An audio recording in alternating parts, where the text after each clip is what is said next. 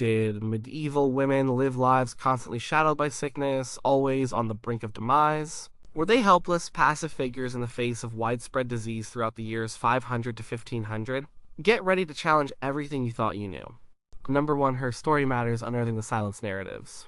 For centuries, the story of medieval women and disease seemed to vanish into the shadows, almost as if their experiences did not count or were too simple to record.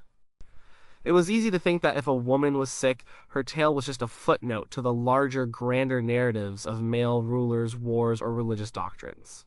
This idea suggested that the lives of ordinary women, particularly their struggles with health, were not significant enough to be documented in a way that survived time. This false narrative painted a picture where the historical record, if it mentioned women at all, focused primarily on queens or saints, leaving out the vast majority of women who lived, worked, and faced illness in their daily lives.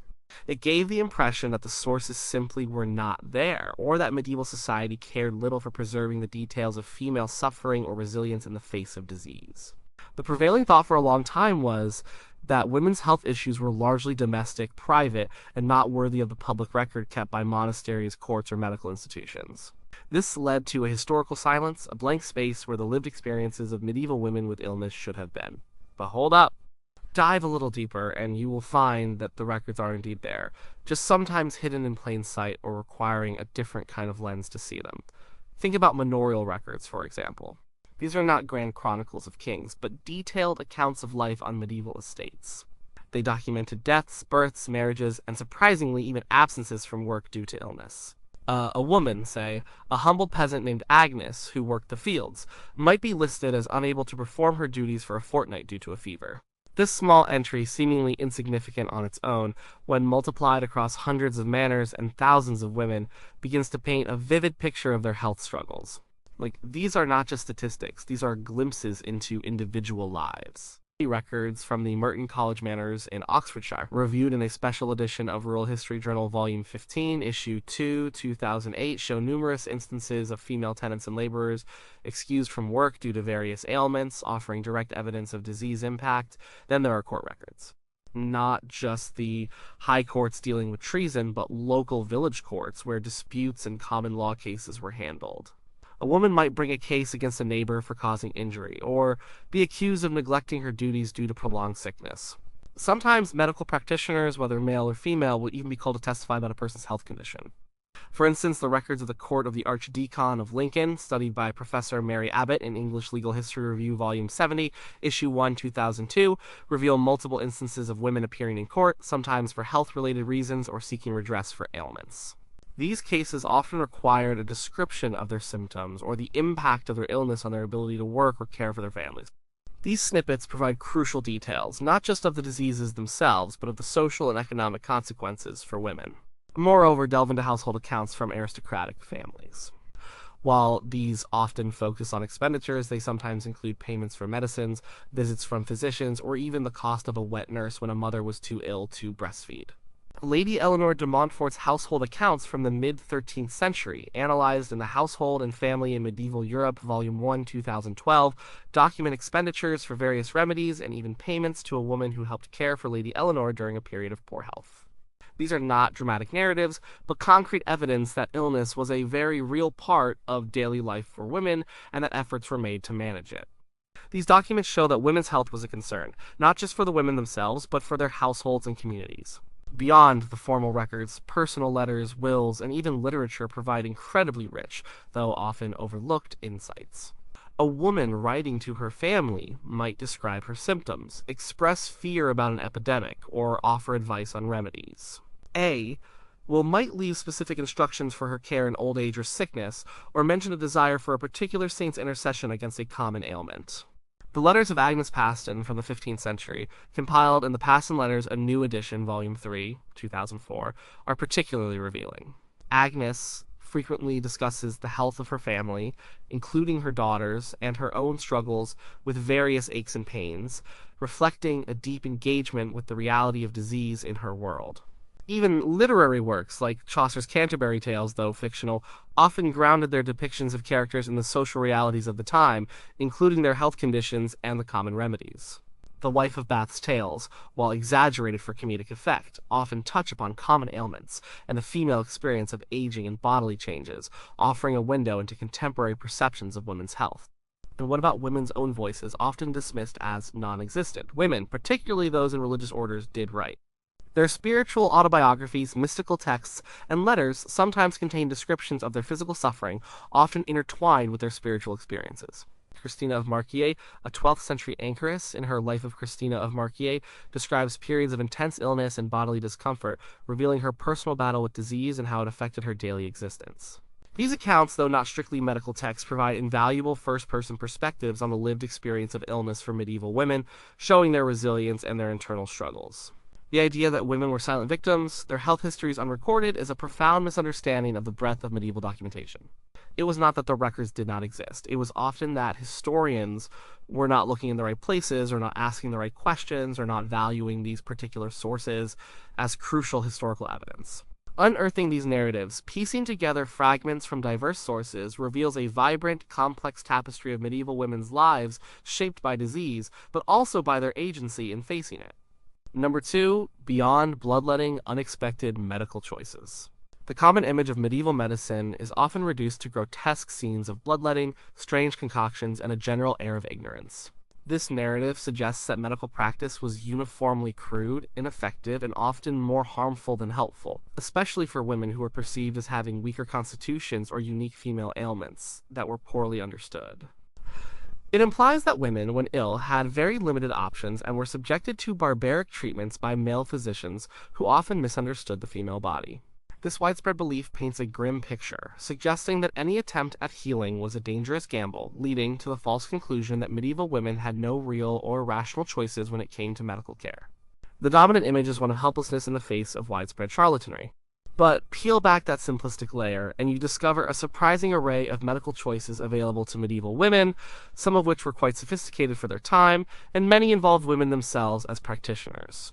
It is not just about bloodletting. Herbal remedies, for instance, formed the backbone of medieval medicine, and their knowledge was often passed down through generations of women. Herbals, which were illustrated books detailing medicinal plants and their uses, were widespread. For example, the Tecunum Sanitatis, a medieval handbook on wellness, described the properties of various herbs and foods, many of which would have been known and used by women in their daily lives. A woman suffering from a fever might be given willow bark, a natural source of salicylic acid, the active ingredient in aspirin, or a calming tea made from chamomile. Women were the primary caretakers within the household, and this included basic medical care for their families. This meant they often possessed extensive knowledge of local plants, their preparation, and their application for common ailments like coughs, digestive issues, or minor injuries. Records from various medieval households, such as those of the Countess of Gloucester in the late 13th century, documented in medical practice in medieval English hospitals 2006, show expenses for various herbs and specialized medicinal ingredients, suggesting a regular use of such remedies. Beyond the household, formal medical practitioners included not just university-trained physicians who were typically men and served the elite, but also a network of barber surgeons, apothecaries, and, crucially, a significant number of female healers. These women, often known as wise women, midwives, or barberesses, serve their communities, providing a wide range of services from setting bones to treating skin conditions and, of course, assisting in childbirth. The Ramon Lull's Book of the Order of Chivalry from the late 13th century, though not a medical text, mentions the presence of women practicing medicine, indicating their role in society. Their knowledge was practical, often based on empirical observation and experience, and their services were more accessible to the common woman than those of a university-trained doctor who charged high fees. These female healers were a vital part of the medieval healthcare system, offering choices that were often grounded in centuries of accumulated wisdom. A woman with a persistent rash might seek out a local wise woman for a poultice, rather than a male physician who might suggest a more invasive procedure. Moreover, medieval medicine was not entirely devoid of rational thought. Physicians, though limited by their understanding of anatomy and pathology, did practice observation and diagnosis. They considered a patient's temperament, lifestyle, and environment. They understood the importance of diet, rest, and cleanliness, even if their understanding of germ theory was non-existent. For instance, the regimen of health outlined by Salerno medical texts, widely disseminated throughout Europe, emphasized diet and exercise for maintaining health. Women, especially those in wealthier households, had access to physicians who might prescribe specific diets, recommend changes in routine, or suggest specific herbal remedies. The personal physician of Isabella of France, Queen of England, recorded in the Royal Physician and His Patients 2009 detailed treatments for her various ailments, which often included dietary adjustments and specific herbal preparations alongside more invasive procedures. This shows a holistic approach that went beyond simplistic notions of illness. Furthermore, spiritual and religious approaches were also a choice, often intertwined with physical healing. Pilgrimages to shrines of healing saints, prayers, and the use of relics were common practices. For a woman suffering from a chronic illness, seeking divine intervention was not a sign of ignorance but a deeply meaningful act that offered hope and comfort. The miracles reported at the shrine of Thomas Becket, documented in the Miracles of St. Thomas Becket 2008, include numerous accounts of women seeking cures for a variety of physical ailments, highlighting the popular belief in saintly intercession for health. These choices were not mutually exclusive. A woman might try an herbal remedy, consult a wise woman, and also go on a pilgrimage. This layered approach demonstrates a pragmatic engagement with all available options, reflecting a complex decision-making process rather than blind submission to a single, often ineffective treatment. The range of choices, from traditional household remedies to professional healers and spiritual practices, reveals a far more nuanced and proactive approach to health than the simplistic bloodletting and leeches stereotype suggests. Number 3. The Black Death and Gendered Realities. When people think about the Black Death, they often imagine a terrifying wave of death that swept through Europe, affecting everyone equally, regardless of their social standing or gender. The narrative often suggests that the plague was a great equalizer, indiscriminately claiming lives, leaving no specific gendered impact on medieval women. It implies that men and women faced the same risks, suffered the same symptoms, and had the same chances of survival or death, with no particular factors making women's experience distinct. This widespread belief paints a uniform picture of suffering, ignoring any potential nuances in how the deadliest pandemic in history might have interacted with gender roles, biological differences, or societal structures. The idea is that everyone was simply a victim, and gender played no part in this overwhelming tragedy. But hold on a minute. While the plague indeed killed millions without prejudice, the impact of the Black Death, both in terms of mortality and socioeconomic consequences, was not entirely uniform across genders. New research and re-examinations of historical records reveal that the plague had distinct, though often subtle, gendered realities for medieval women. For starters, while overall mortality rates were devastating for both sexes, some studies suggest slight variations. For example, analyses of skeletal remains from plague pits in London, detailed in the Journal of Paleopathology Volume 15, Issue 1, 2005, indicate that in certain populations, women, particularly those of childbearing age, might have been disproportionately affected. This can be due to a combination of factors: their exposure levels in daily life, their nutritional status, or the physiological stresses of pregnancy and childbirth that might have lowered their immune response. A pregnant woman, already under immense physical strain, might have been more vulnerable to the sudden onset and rapid progression of the plague. Furthermore, the social and economic consequences of the plague created distinct challenges and opportunities for women. With massive population decline, there was a drastic shortage of labor. This meant that women, who had often been confined to specific roles before the plague, found new avenues for employment. Our records from English manors after the plague, examining women in work in 14th century England 2007, show a significant increase in women entering trades and occupations previously dominated by men. They took on roles as agricultural laborers, artisans, and even managed estates or businesses left vacant by male deaths. This provided women with greater economic independence and social mobility. While this was a consequence of unimaginable suffering, it fundamentally altered women's roles in society, showing a gendered economic shift directly attributable to the plague. The plague did not just kill it, reshaped societies in ways that had specific implications for women's autonomy and participation in the workforce. However, this increased opportunity was not without its drawbacks. Women also faced unique pressures. With fewer marriageable men, some women might have found it harder to marry, or were forced into less desirable unions. The loss of family members often meant women had to take on increased burdens of care for surviving children or elderly relatives, sometimes without the traditional support structures. The registers of wills from major English cities like York, after the Black Death, analyzed in Death, Disease, and the English Woman 2003, frequently show women inheriting property and responsibilities, but also expressing anxieties about their capacity to manage these new burdens in the post-plague world. They were not merely grieving, they were adapting to a radically altered landscape where their responsibilities had multiplied. The psychological impact of the plague also manifested differently. While everyone experienced profound trauma and grief, women, often the primary caregivers within families, were at the forefront of witnessing suffering and death. They were the ones nursing the sick, preparing the dead for burial, and holding families together in the face of widespread mortality. This constant exposure to illness and death within the domestic sphere placed an enormous emotional and psychological burden on women. While harder to quantify, this aspect of their experience, often overlooked, highlights a distinct dimension of the plague's gendered reality.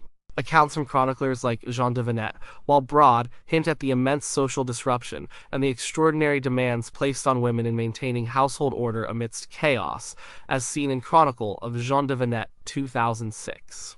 Finally, the plague led to changes in property inheritance and family structures. With entire families wiped out, property often passed to female relatives who might not have been direct heirs under normal circumstances. This meant more women became landowners or heads of households, granting them unprecedented legal and economic power. The roles of parliamentary petitions from the late 14th century, studied by Professor Helen Rogers in Women, Property, and Power in Late Medieval England, 2011, contain numerous examples of women petitioning for their rights to inherit or manage lands, a phenomenon directly linked to the demographic shifts caused by the plague. So, while the plague's death toll was terrifyingly indiscriminate, its long-term social, economic, and even psychological impacts on women were far from uniform, demonstrating distinct gendered realities that profoundly shaped their lives and future roles in society. Number 4. Agency. In illness, women were not just bystanders. A persistent and often unchallenged narrative about medieval women facing disease is that they were entirely passive victims, lacking any agency in their health decisions or in seeking out remedies. This story often portrays them as simply enduring whatever illness struck, relying solely on male authority figures, husbands, fathers, or male physicians to make choices about their care. It implies that women had no voice, no knowledge, and no means to actively participate in their own healing process or the health of their families. This false belief suggests that women's roles were confined to the sickbed, waiting for others to act, completely devoid of self-determination when it came to their physical well-being.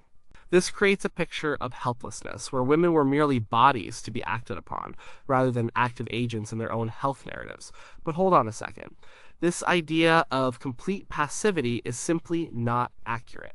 Medieval women, despite the patriarchal structures of their society, demonstrated remarkable agency in managing illness, both for themselves and for their households.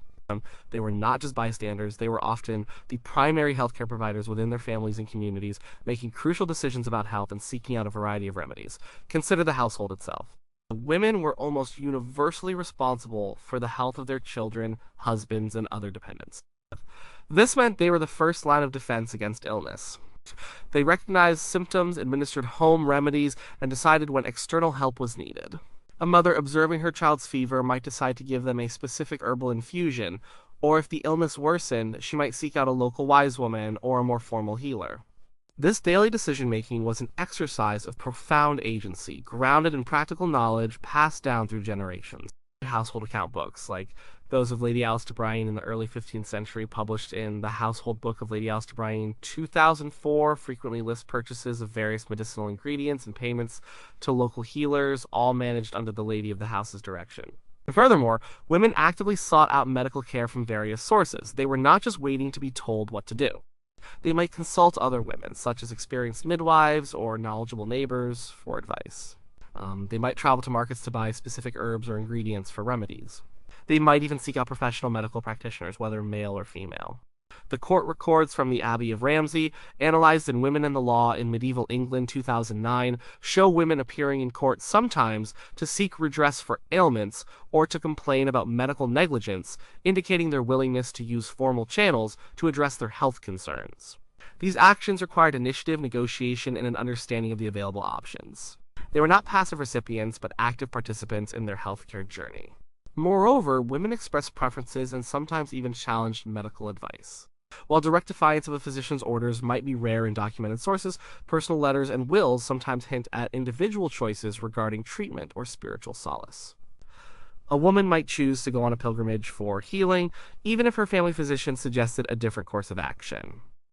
She might express a preference for a particular type of remedy based on past experience or family tradition. The wills of medieval women often included specific instructions for their care in old age or illness, demonstrating their desire to retain control over their bodies and their healing processes even as they faced death. For instance, the will of Dame Agnes de Montfort in the late 14th century, preserved in the National Archives, specifies particular prayers and forms of spiritual care she desired in her final illness, reflecting her agency in shaping her dying experience. Even in religious contexts, women demonstrated agency in dealing with illness. The nuns in convents often ran infirmaries, caring for sick sisters, and sometimes even the wider community.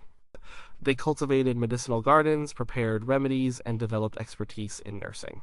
Hildegard of Bingen, a 12th century abbess, is a famous example of a woman who not only wrote extensively on natural medicine and healing, but also actively practiced it, demonstrating a profound intellectual and practical engagement with health. Her works, such as Physica and Causae et Curae, are testaments to her deep understanding of medicinal plants and the human body, indicating that women could be highly influential medical thinkers and practitioners, as shown in Hildegard of Bingen's Medicine 2002. This was not a passive role, but an active contribution to medieval medical knowledge and practice. The narrative of medieval women as mere bystanders in their own health stories collapses when faced with the evidence of their daily decisions, their search for remedies, their roles as healers, and their active engagement with all available forms of care, whether household, professional, or spiritual. They were resilient and resourceful, making choices that shaped their health and their lives. Number 5. Disease more than just childbirth woes. A common idea about medieval women's health is that their lives were primarily defined by the risks of pregnancy and childbirth, almost to the exclusion of other diseases. This narrative often suggests that childbirth was the overwhelming and almost sole major health threat, implying that once a woman navigated through it, she was relatively safe from other ailments, or that other diseases were secondary concerns compared to the perils of the birthing bed. This false understanding diminishes the true breadth of health challenges faced by medieval women, reducing their complex medical experiences to a single, albeit significant, life event. It portrays a limited view of their vulnerability to illness, focusing only on their reproductive function. But wait a minute. The lives of medieval women, while certainly marked by the dangers of childbirth, were also profoundly impacted by a wide array of other diseases and health conditions. Childbirth was indeed risky, but it was far from the only or even constant threat to their well-being. Think about the pervasive nature of infectious diseases beyond the birthing chamber. The plague, for example, decimated populations regardless of gender or age, and women were just as susceptible to its ravages as men. But even more common were endemic diseases that were part of daily life. Dysentery, influenza, smallpox, measles, and tuberculosis were ever-present threats. Records from various medieval hospitals and infirmaries, such as those of the Hospital of St. Cross in Winchester, documented in Medieval Hospitals and Medieval Medicine 2008, show a wide variety of admissions for both men and women suffering from numerous non-reproductive illnesses, including fevers, digestive complaints, and skin infections. These diseases did not discriminate by reproductive status. Furthermore, medieval women suffered from a range of chronic conditions and common ailments that had nothing to do with pregnancy. Arthritis, for instance, would have been common due to physical labor and poor nutrition in some segments of the population. Dental problems were widespread, leading to pain, infection, and sometimes death. While nutritional deficiencies, especially in poorer communities, could lead to conditions like rickets, anemia, and various skin diseases. Osteological studies of medieval female skeletons from burial sites across England, published in the Skeletal Biology of Medieval Human Populations, Volume 1, 2005, frequently reveal evidence of chronic conditions like osteoarthritis, dental abscesses, and signs of nutritional stress, demonstrating that women suffered from a broad spectrum of health issues throughout their lives, not just those related to reproduction. Injuries also played a significant role in women's health. While men might have faced more injuries from warfare or dangerous trades, women were susceptible to accidents in the home, agricultural work, and other daily activities. Burns from open fires, falls, and injuries from manual labor were common. A woman might break a bone while working in the fields, or suffer a serious burn while cooking, leading to long-term disability or even death if infection set in. Manorial court rolls, for example, occasionally mention women bringing complaints about injuries sustained during work or domestic accidents, indicating these were not uncommon occurrences, as shown in the Medieval English Village 2007. Even conditions we might consider modern psychological or mental health issues existed and affected medieval women. While not understood in the same way, melancholia, anxiety, and other forms of mental distress were recognized, often attributed to humoral imbalances or spiritual causes. As women, facing the constant pressures of childbirth, child rearing, domestic labor, and the ever-present threat of disease and death, were certainly susceptible to such conditions. The writings of mystics like Julian of Norwich, while focused on spiritual experiences, sometimes touch upon the profound emotional and psychological suffering she witnessed or experienced, as found in A Book of Showings to the Anchoress Julian of Norwich, 2005. Finally, women, like men, face diseases of aging. If a woman survived the perils of childhood, childbirth, and various infectious diseases, she would eventually face the infirmities of old age. Ailments like declining vision, hearing loss, weakened bones, and various chronic pains were a reality. The image of the frail, elderly woman suffering from various age-related complaints is often forgotten in the focus on childbirth mortality, yet it was a common part of the life course for many medieval women. The records are clear. While childbirth was a major risk, it was just one piece of a much larger and more complex puzzle of health challenges that defined the lives of medieval women. To reduce their health story to just one aspect is to miss the vibrant, if often difficult, reality of their existence. Number 6. Survival beyond the death toll.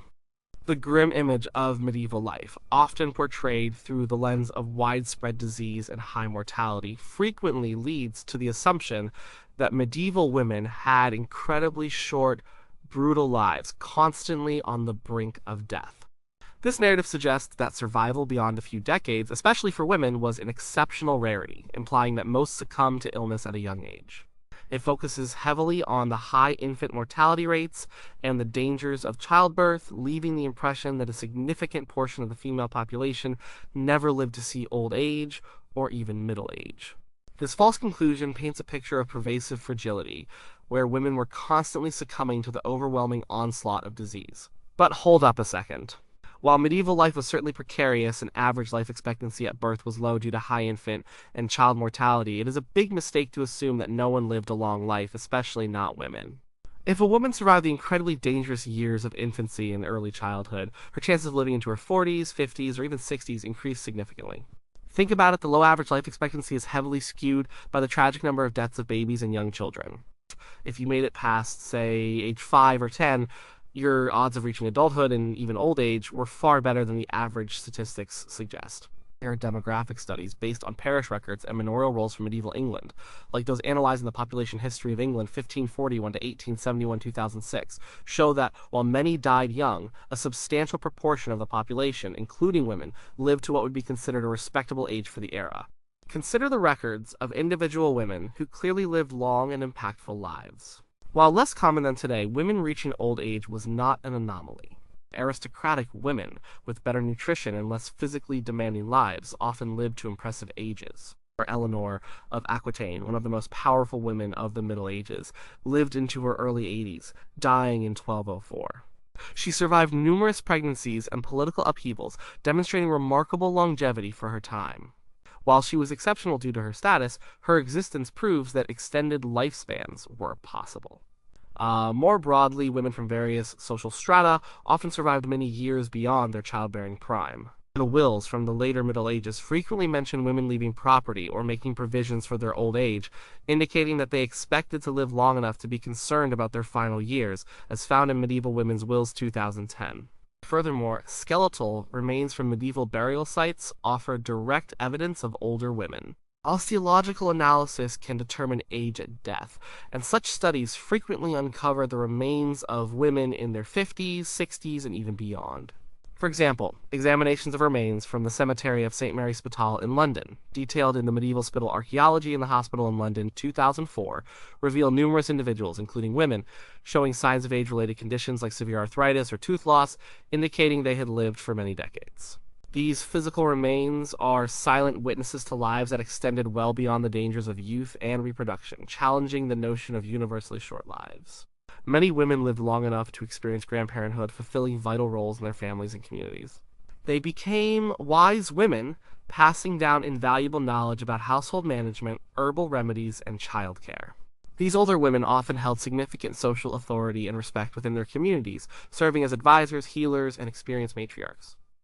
Their survival meant they accumulated a lifetime of knowledge and wisdom, playing crucial roles that transcended their reproductive years. The image of the village elder or wise woman was often embodied by an older woman, a testament to her survival and accumulated life experience as depicted in various ethnographic studies of historical European villages. While disease was indeed a constant threat and life was undoubtedly hard, medieval women were not simply doomed to an early grave. Many survived the gauntlet of childhood diseases and the dangers of childbirth, living long enough to contribute significantly to their families and communities in later life. Their resilience is often overlooked in the overwhelming focus on mortality statistics. To claim that medieval women rarely lived long lives is to ignore the substantial evidence of their endurance and survival, painting an incomplete picture of their existence. Number 7. Hygiene not quite what you think. The common image of medieval hygiene is often one of pervasive filth, with people rarely bathing, living in squalor, and having no understanding of cleanliness. This narrative suggests that medieval women, like everyone else, lived in conditions of extreme unhygiene, which directly contributed to the high rates of disease. It implies that personal cleanliness was virtually non-existent, that baths were unheard of, and that women had no knowledge or means to keep themselves or their surroundings clean. This false belief perpetuates a stereotype of an era completely devoid of any concept of sanitation, making it seem inevitable that everyone was constantly dirty and sick. But hold up a minute. The reality of medieval hygiene, especially for women, is far more nuanced and, in many ways, surprisingly sophisticated for its time. While not matching modern standards, medieval people, including women, did practice forms of personal and public hygiene, and cleanliness was valued, even if its connection to disease was not understood through germ theory. Let's talk about bathing. Public bathhouses were common in many medieval towns and cities, particularly in the earlier and high Middle Ages. While their popularity waned in some areas after the Black Death due to fear of contagion, they were definitely a part of urban life. Women would frequent these bathhouses, often in separate sections or at different times for men, for communal washing and socializing. The Assize of Bread and Ale, a 13th century English statute, even regulated the hours of bathhouses, indicating their widespread use. Beyond public baths, private bathing, often in wooden tubs filled with heated water, was practiced in wealthier households. Lady household accounts, like those of Eleanor of Castile in the late 13th century, recorded in the Household Book of Eleanor of Castile, 2008, show expenses for bath supplies, including herbs to scent the water and soap. Personal cleanliness extended beyond full baths. Medieval women routinely washed their hands and faces. Basins of water and soap were common household items. Soap, often made from animal fat and ash, was widely available and used for both personal washing and laundry. Of records from monasteries and larger households often detailed the production or purchase of significant quantities of soap, indicating a consistent demand for cleaning agents, as shown in monastic life in the Middle Ages 2003. The hair care was also practiced, with women combing their hair and sometimes using herbal rinses. A cleanliness of clothing was also important, with laundry being a regular, often laborious household task. Clothes were washed, dried, and sometimes even ironed with heated stones, especially for finer garments. This daily routine of washing hands, face, and clothing was an essential part of personal hygiene, even without understanding microorganisms. Beyond personal hygiene, there was a significant awareness of environmental sanitation, especially in urban areas. Medieval towns often had public latrines and systems, albeit primitive, for waste disposal. While open sewers were common, efforts were made to manage waste. Regulations regarding the disposal of refuse were enacted in many towns. For example, the municipal ordinances of medieval Paris, detailed in The City of Medieval Europe 2006, included rules about keeping streets clean and disposing of waste, albeit with varying degrees of enforcement. Women, as primary managers of households, would have been responsible for maintaining cleanliness within their homes, which included sweeping, washing floors, and disposing of household waste, even if this meant simply tossing it onto the street for animals to consume or for heavy rains to wash away. The practice of strewing rushes on floors was not just for comfort. These rushes were periodically replaced, taking with them dirt and debris, offering a form of regular floor cleaning. Even in childbirth, hygiene was a concern. Midwives would often use clean cloths, warm water, and herbal washes. While antiseptic practices were unknown, the emphasis on cleanliness during delivery was a practical measure to prevent infection based on centuries of experience. Midwifery manuals, such as the De Secretis Mulierum, attributed to Albertus Magnus, though likely written by a woman, often included recommendations for cleanliness during labor and delivery. The idea was to keep things as clean as possible, even if the reason for cleanliness was not fully understood in a modern scientific sense. So, The narrative of medieval women living in complete filth is an oversimplification. While their hygiene practices were different from ours, they were not absent. They bathed, washed, cleaned their homes, and made efforts to manage waste, all demonstrating a practical understanding of cleanliness that goes far beyond the common dirty stereotype. Number 8. The myth of the universally frail woman. The most enduring false narrative about medieval women and disease is the idea that they were universally frail, sickly, and inherently weaker than men, constantly succumbing to illness and living lives of perpetual infirmity. This story often portrays medieval women as physically delicate, always prone to sickness, and rarely robust, implying that their biological makeup made them inherently more vulnerable to disease. This widespread belief paints a picture of constant illness and physical weakness, making it seem as if the default state for a medieval woman was one of chronic poor health, easily overwhelmed by any ailment. This perspective minimizes their strength and resilience, reducing them to perpetual patience. But hold on a second. This idea of medieval women as universally frail is a huge oversimplification and largely untrue. While life was undoubtedly hard and disease was common, medieval women were often incredibly robust, resilient, and physically strong, actively participating in demanding labor that required significant physical endurance. Think about the daily lives of peasant women who formed the vast majority of the female population. They worked in the fields alongside men, plowing, sowing, harvesting, and threshing. This was intensely physical labor requiring immense strength and stamina. A woman capable of spending hours bent over crops or carrying heavy loads of grain or water was far from frail. Manorial records documenting agricultural labor, such as those from the Winchester pipe rolls, analyzed in the Agrarian History of England and Wales 2000, frequently list women performing the same demanding tasks as men, demonstrating their physical capabilities. Beyond agriculture, women were also involved in a multitude of other physically demanding occupations.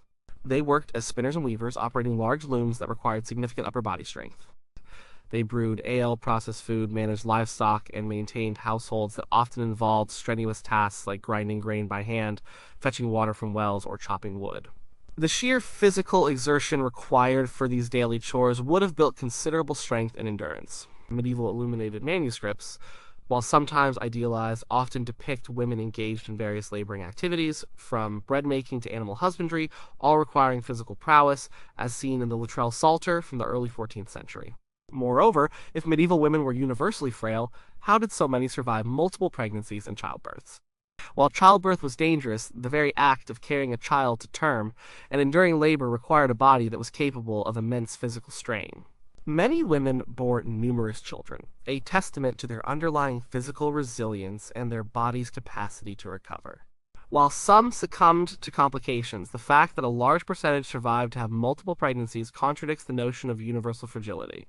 Studies of medieval fertility rates, such as those in Women in Medieval Society 2004, indicate that women often had many children, a feat that would be impossible for an inherently frail population.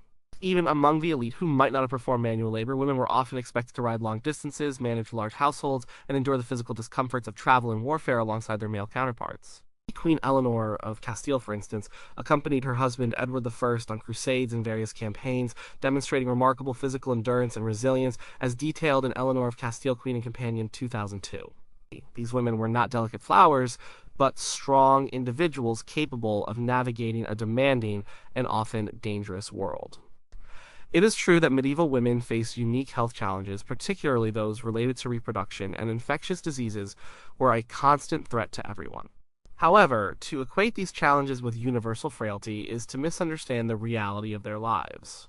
Their bodies were often hardened by labor, their resilience forged by necessity, and their capacity for endurance far greater than the frail woman stereotype suggests. The evidence from their daily lives, their occupations, and their very survival in a harsh environment paints a picture of strength and tenacity, challenging the long-held myth of the universally weak medieval woman.